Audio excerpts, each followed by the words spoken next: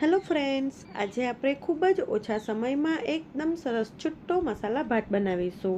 તો પુલાવ અને બિરયાનીને પણ ભૂલાવી દે તેવો આ મસાલા ભાત ટેસ્ટમાં એકદમ સ્વાદિષ્ટ લાગે છે.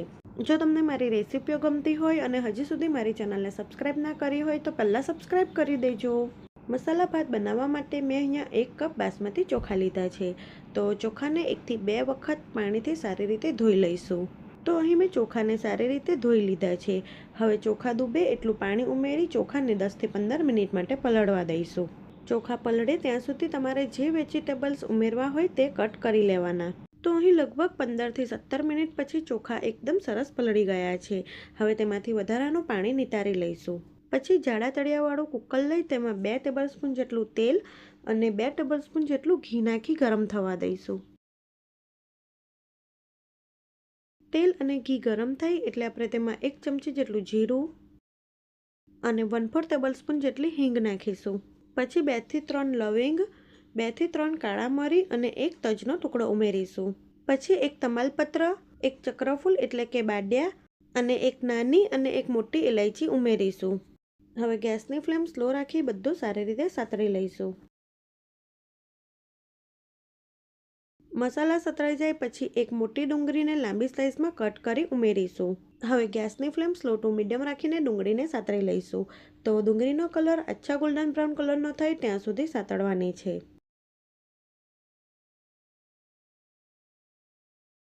વચ્ચે વચ્ચે ડુંગળીને તમારે મિક્સ કરતા રહેવાનું એટલે તે બરાબર સતળાય.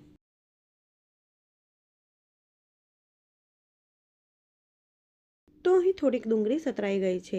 આ રીતે થોડીક ડુંગળી સતરાય પછી આપણે તેમાં 2 ટેબલસ્પૂન જેટલા આદુ લસણની પેસ્ટ ઉમેરીશું અને તેને પણ 1 થી 2 મિનિટ માટે સાતરી લઈશું. એટલે આદુ લસણનો કાચો ટેસ્ટ ના લાગે ત્યાં સુધી સાતળવાનું.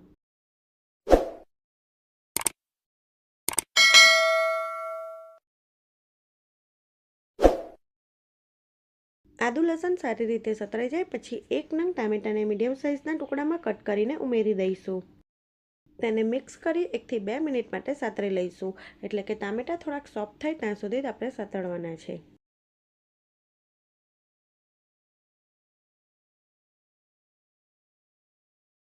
ટામેટા સતરાઈ જાય પછી આપણે તેમાં બીજા શાકભાજી ઉમેરીશું.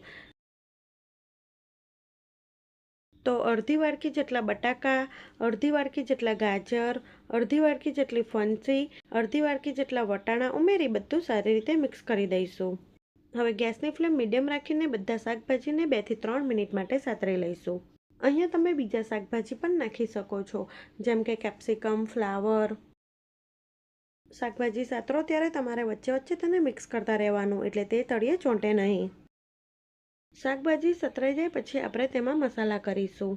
તો અડધી ચમચી હળદર, 1 ચમચી ધાણા જીરું પાવડર, 2 ચમચી કાશ્મીરી લાલ મરચું પાવડર, 1/2 ટેબલસ્પૂન જેટલું મીઠું અને 1 ચમચી જેટલો ગરમ મસાલો નાખી બધા જ મસાલાને સારી રીતે મિક્સ કરી સાંતળી લઈશું.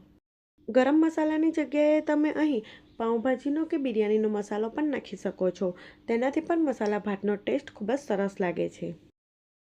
મસાલા સતરાઈ જાય પછી આપણે જે ચોખા નિતારીને રાખ્યા હતા તે ઉમેરી દઈશું.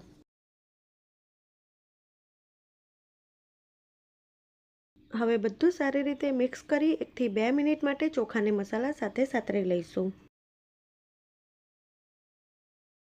અહીંયા તમારે ચોખાને એકદમ હળવા હાથે જ મિક્સ કરવાના એટલે તે તૂટી ના જાય. ચોખા થોડાક સતરાય એટલે તમારે તેને એક વખત મિક્સ કરી લેવાના એટલે તે તળિયે બિલકુલ નહીં ચોંટે. તો અહીં ચોખા એકદમ સારી રીતે સતળાઈ જાય પછી આપણે તેમાં 2 કપ જેટલું પાણી ઉમેરીશું અને ગેસની ફ્લેમ મીડિયમ રાખી પાણીને ઉકળવા દઈશું. હવે બધું સારી રીતે મિક્સ કરી ગેસની ફ્લેમ મીડિયમ રાખી પાણીને ઉકળવા દઈશું. અહીં જે કપના માપથી ચોખા લીધા હોય તે જ કપના માપથી 2 કપ જેટલું પાણી ઉમેરવાનું છે. પાણી આ રીતે થોડુંક ઉકળવા લાગે એટલે કુકરનું ઢાંકણું ઢાંકી તેની મીડિયમ ફ્લેમ પર 2 વિસલ થવા દઈશું. પછી ગેસની ફ્લેમ બંધ કરી દઈશું અને કુકરને થોડુંક ઠંડુ થવા દઈશું. તો લગભગ 10 મિનિટ પછી કુકર ઠંડુ થઈ ગયું છે. આપણે કુકરનું ઢાંકણું ખોલીને મસાલા ભાત જોઈ લઈએ. તો મસાલા ભાતને એકદમ હળવા હાથે મિક્સ કરી લઈશું.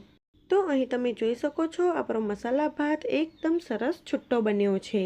આ મસાલા ભાત સાથે તમે છાશ, દહીં અથવા ગુજરાતી કઢી, પાપડ સર્વ કરો તો તે ખાવામાં ખૂબ જ સરસ લાગે છે. હવે ગરમા ગરમ મસાલા ભાતને આપણે પ્લેટમાં સર્વ કરીશું. આ ભાત ખાવામાં એટલો ટેસ્ટી લાગે છે કે તમને કોઈ પણ શાકની પણ જરૂર નહીં પડે. જો તમારો કુકરમાં મસાલા ભાત છૂટ્ટો ના બનતો હોય તો આ રીતે એક વખત જરૂરથી ટ્રાય કરજો. તે એકદમ સરસ છૂટ્ટો અને ટેસ્ટી બનશે. ફ્રેન્ડ્સ, તમને મારી રેસિપીઓ ગમતી હોય અને હજી સુધી મારી ચેનલને સબસ્ક્રાઈબ ના કરી હોય તો પહેલાં સબસ્ક્રાઈબ કરી દે.